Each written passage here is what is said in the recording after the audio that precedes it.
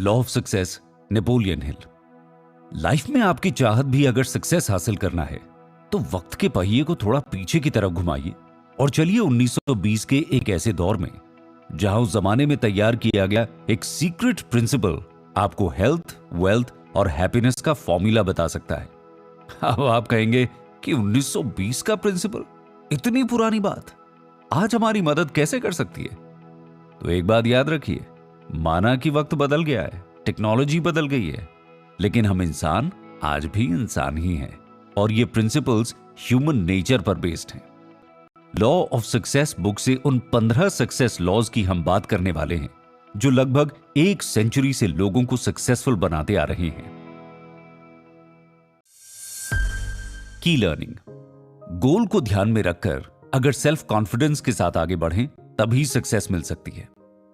अगर आप Thomas Alva Edison, Henry Ford, Andrew Carnegie से उनके सारे पैसे, कंपनी, फैक्ट्री, टूल्स सब कुछ छीन लें और उन्हें बिल्कुल अकेले किसी नई जगह पर ले जाकर छोड़ दें, तब भी वो सभी जल्द से जल्द अपना एक नया बिजनेस आसानी से रीस्टार्ट कर सकते हैं, क्योंकि बिजनेस की शुरुआत दिमाग से होती है और आप किसी से उसके पैसे तो छीन सकते हैं पर उनकी नॉलेज नहीं छीन सकते।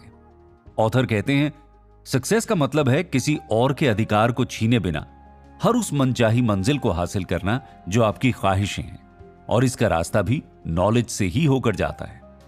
तो सबसे पहले आपको नॉलेज हासिल करनी होगी। जितनी ज्यादा आपके दिमाग में जानकारी होगी, आप अपनी ख्वाहिशों के उतने ही करीब होंगे। लेकिन यह बात गौर करने वाली बात है कि हम सब की लाइफ में फेलियर का डर होता है, पर डर को दूर भगाकर पॉजिटिव सोचते हुए एक्शन लेना बहुत जरूरी है, क्योंकि जब तक आप सेल्फ कॉन्फिडेंस के साथ पहला कदम मंजिल की ओर नहीं बढ़ाते तब तक सफर की शुरुआत हो ही नहीं सकती। की लर्निंग। लॉ ऑफ अट्रैक्शन आपकी लाइफ बदल सकता है। It can change your life. एक बेहद पुरानी कहावत है, दूसरों के साथ वैसा ही व्यवहार करिए जैसा आप चाहते हैं कि सामने वाला आपके साथ करे। बात भले ही पुरानी है पर यह गोल्डन रूल है। इसे फॉलो करते हुए सक्सेस हासिल करना बहुत आसान है। आपने लॉ ऑफ अट्रैक्शन के बारे में तो सुना ही होगा। लॉ ऑफ अट्रैक्शन में भी यही बात की जाती है। आप अपनी लाइफ से जो चाहते हैं वही सोचिए, वही इमेजिन कीजिए और वही बोलिए। हमें ध्यान रखना होगा कि यूनिवर्स एक मैग्नेट है जो आपकी कही बातों को समझता है, सुनता है। ब्रह्मांड की अपनी फ्रीक्वेंसी होती है। आप जो कहेंगे वही बात ब्रह्मांड के जरिए दोहराई जाती है और आपकी लाइफ में भी वही होता है। लॉ ऑफ अट्रैक्शन को भूलना नहीं चाहिए। ऑथर कहते हैं, लॉ ऑफ अट्रैक्शन को बेकार समझने की भूल करने वाले लोग कभी लाइफ में सक्सेसफुल नहीं हो सकते। लॉ ऑफ अट्रैक्शन अपने आप में एक मास्टरमाइंड है और आप लॉ ऑफ अट्रैक्शन का ये रूल अपने आसपास भी आजमा सकते हैं। अगर आप चाहते हैं कि आपका कलीग आपसे अच्छे से बात करे तो आप भी उनसे अच्छे से बात कीजिए और इमेजिन कीजिए कि आपकी और उनकी बहुत अच्छी दोस्ती है। आप एक साथ मिलकर बहुत अच्छे ढंग से काम करते हैं। जितना ज्यादा आप अपने बारे में, अपने आसपास के लोगों के बारे में अच्छा सोचते हैं, पॉजिटिव सोचते हैं, अपने अंदर से बेकार की सोच जैसे लालच, घमंड और नफरत को दूर करते हैं, उतना ही ज्यादा आपकी लाइफ आसान बन जाती है। ईमानदार रहिए, अपने इरादों को शुद्ध रखिए और सच्ची राह पर चलकर देखिए। इसके साथ लॉ ऑफ अट्रैक्शन को फॉलो कीजिए। ये एक ऐसा गोल्डन रूल है जिसे हर वो इंसान फॉलो करता है जो आज तरक्की की ऊंचाइयों पर खड़ा हुआ है।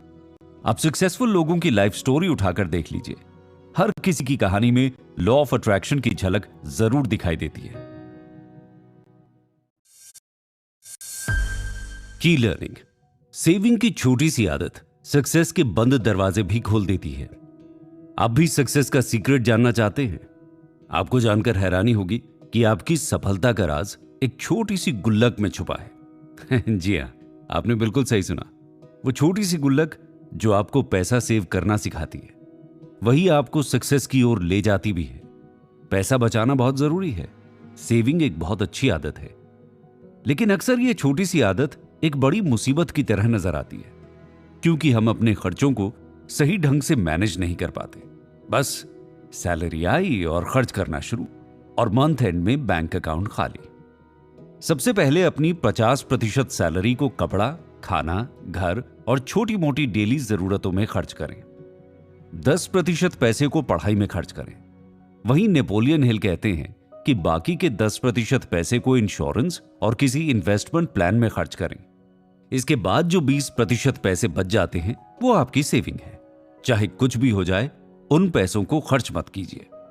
अब आप कहेंगे, भाई मेरी सैलरी तो सिर्फ 20,000 है, तो हर महीने 2,000 बचत करके होगा क्या?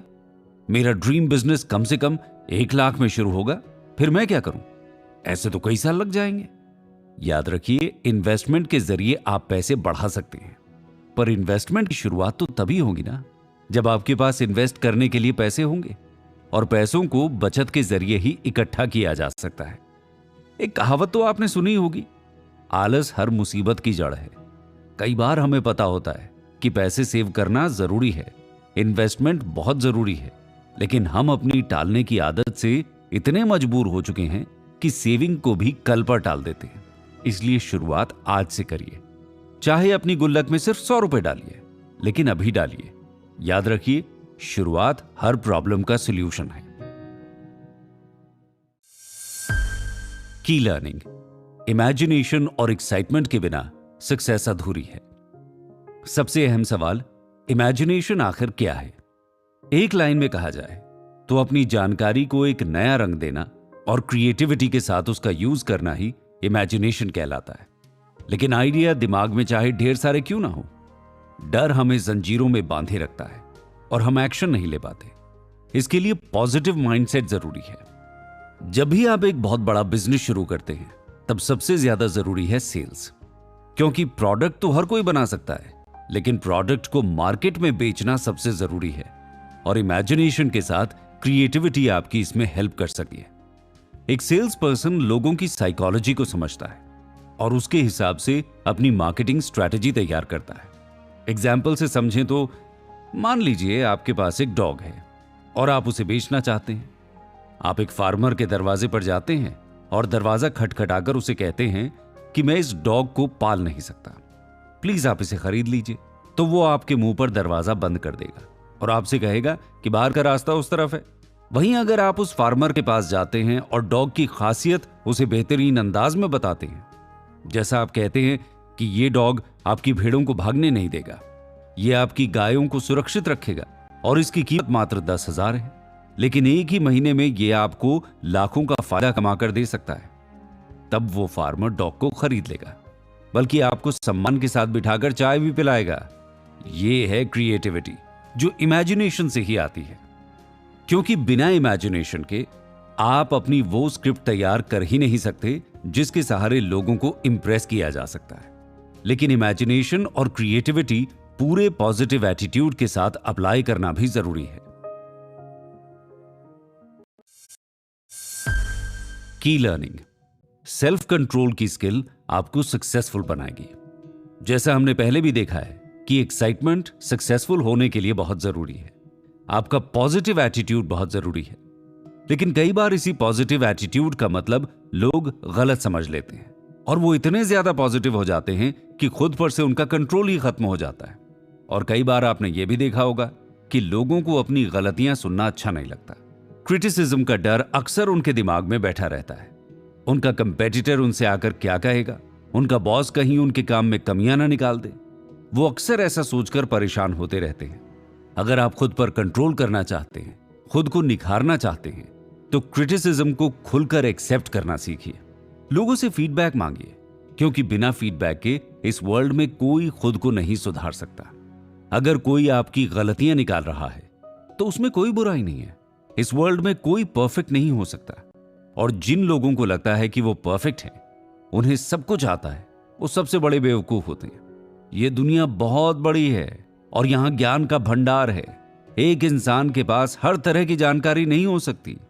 इस ब्रह्मांड के ज्ञान में हमारा पार्ट बिल्कुल ना के बराबर है। इसलिए घमंड करना या अपनी गलतियां एक्सेप्ट ना करना सिर्फ और सिर्फ एक बेवकूफी है। इसलिए लोगों से फीडबैक मांगना, अपनी गलतियों को सुधारना बहुत जरूरी है, क्योंकि जब आपको आपकी गलतियां समझ आती हैं, तभी आप सेल्फ कंट्रोल के रास्ते पर आगे बढ़ने लगते हैं। इसके बिना खुद पर कंट्रोल करना मुश्किल है। की लर्निंग, अपनी पर्सनैलिटी चीयरफुल बनाएं और सोच समझकर हमेशा अपना बेस्ट देने की कोशिश करें। प्लीजिंग पर्सनैलिटी की बात हो रही है तो कुछ लोग सोचेंगे कि हमेशा उनके चेहरे पर मुस्कुराहट होनी चाहिए। किसी से मिले तो वो तुरंत उनसे हाथ मिलाने लगे, उनको कॉम्प्लीमेंट दें। लेकिन ये इतना आसान भी नहीं है। इसका भी एक खास तरीका होता है। क्या आपने कभी इंश्योरेंस कंपनी में काम करने वाले लोगों की पर्सनैलिटी पर गौर किया है? इंश्योरेंस सेल्स पर्सन ये ट्रिक हमेशा आजमाते हैं और इससे उनका काम आसान हो जाता है। लेकिन इसका मतलब ये नहीं कि जो इस टाइम आपके सामने बैठा हुआ है और आपके इंश्योरेंस पॉलिसी के बारे में समझ रहा है, उसने पहले भी हजारों पॉलिसी बेची हो, वो हमेशा सक्सेसफुल ही हुआ हो। नहीं, ऐसा जरूरी नहीं है, चाहे वो 1000 बार फेल क्यों ना हो। इंश्योरेंस कंपनी में काम करने वाले टीम मेंबर को इस बात की सीख दी जाती है कि अपने कस्टमर के साथ बात करते वक्त उनकी पर्सनैलिटी प्लीजिंग होनी चाहिए। सर से लेकर पांव तक उनमें उमंग और उत्साह भरा होना चाहिए। जरा सोचकर देखिए, आप एक दुकान में जाते हैं, दुकान बहुत बड़ी है, लेकिन शॉपकीपर खड़ूस है, उसके चेहरे पर कभी स्माइल नजर नहीं आती। तो एक बार तो आपने शॉपिंग पूरी कर ली, लेकिन क्या दोबारा आप वहां जाना पसंद करेंगे? बिल्कुल नहीं। वहीं एक छोटी सी शॉप है जिसका शॉपकीपर बहुत हंसमुख है। वो कस्टमर्स को अच्छी तरह से अटेंड करता है, उनकी हर जरूरत पूरी करने की कोशिश करता है और हमेशा अपने चेहरे पर एक मुस्कुराहट रखता है। तो ये तय है कि कस्टमर्स लौटकर वापस उसी छोटी सी दुकान पर जाएंगे। लेकिन जब आप अपनी पर्सनैलिटी को प्लीजिंग बनाने की कोशिश करें, तो ऐसा नहीं कि झूठ का सहारा लें या हाफ नॉलेज के साथ अपना प्रेजेंटेशन दें। आपकी जानकारी ऑथेंटिक होनी चाहिए, तभी इंफॉर्मेशन के साथ इंप्रेशन भी पॉजिटिव पड़ता है। की लर्निंग, कंसंट्रेशन से आप अपनी स्किल्स को मास्टर कर सकते हैं। हमने पहले भी देखा है कि गोल सेट करना जरूरी है, लेकिन इससे भी ज्यादा जरूरी है गोल की तरफ ध्यान लगाना। कई बार हम कंसंट्रेशन को फोकस समझने की गलती कर बैठते हैं। कंसंट्रेशन और फोकस दोनों में अंतर है। कंसंट्रेशन का मतलब है अपने दिमाग को किसी एक सब्जेक्ट पर तब तक रखना जब तक आप उसके मास्टरमाइंड ना बन जाएं। लेकिन कंसंट्रेशन के इस रास्ते में सबसे बड़ी प्रॉब्लम होती है बुरी आदतें। अब बुरी आदतों से छुटकारा कैसे पाया जा सकता है? जब आपके अंदर अच्छी आदतें पनपने लगती हैं, तो बुरी आदतें अपने आप खत्म हो जाती है। इसलिए अच्छी आदतों को अपनी लाइफ में जगह दीजिए। कंसंट्रेशन पावर का सीधा रिलेशन हमारे सबकॉन्शियस माइंड से होता है।